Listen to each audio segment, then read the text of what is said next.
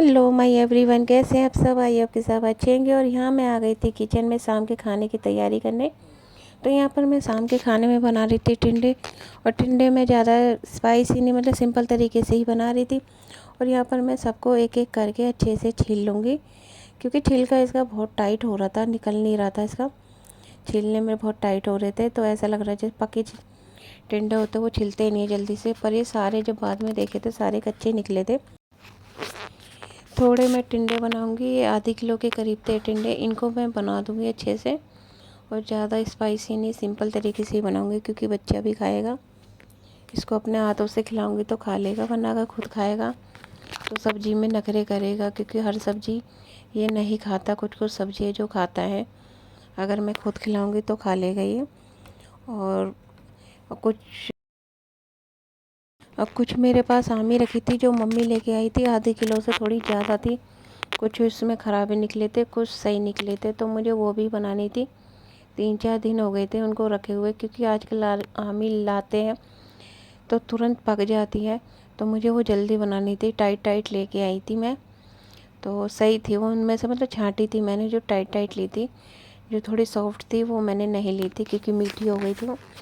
और मुझे यहाँ पर खट्टी वाली चटपटी वाली आमी बनानी थी, तो इसलिए मैंने वो थोड़ी टाइट टाइट ली थी। क्योंकि मीठी मैंने इसलिए नहीं ली थी क्योंकि अभी मुझे मीठी नहीं बनानी थी, मीठी मैं बाद में बनाऊंगी किसी और दिन।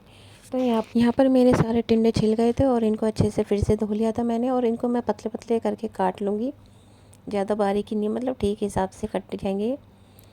तो यहाँ पर मैंने सारे टिंडे काट लिए थे। और मैंने प्याज और लहसुन मैंने पहले ही वो छील के और उनका पेस्ट तैयार कर लिया था, मतलब। और यहाँ पर मैं दूध भी निकाल के ले आई थी फ्रिज में। और यहाँ पर मैं दही जमाने के लिए दूध गर्म कर दूँगी थोड़ा सा। तो यहाँ पर पूरा गर्म नहीं करूँगी मैं, थोड़ा सा उतना ही लूँगी जितना मुझे दही जमानी, जितने के आधे किलो के करीब। क्योंकि आजकल गर्मी हो गई तो सभी को दही खानी होती है। तो यहाँ पर आधे किलो के करीब मैंने दूध ले लिया था, तो उसमें मैं दही जमाऊँगी।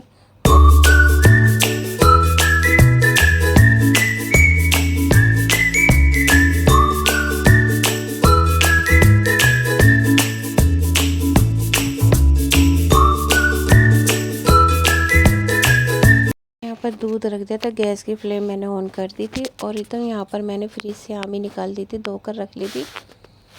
और यहाँ पर मैं सभी को काट लूँगी धीरे। बीच में ना थोड़े थोड़े ख़राब निकल रही थी ये, वो उस वजह से हो जाती है, जैसे पेड़ से गिरते हैं थोड़ा दबाव हो जाता होगा, तो अंदर से थोड़ा बहुत काला काला हो रहा था। ये कुछ आमियाँ फटी हुई थी, तो ये ठीक थी, बट मैंने इनका छिलका नहीं निकाला था। सबसे पहले गलती ये हो गई थी मुझसे।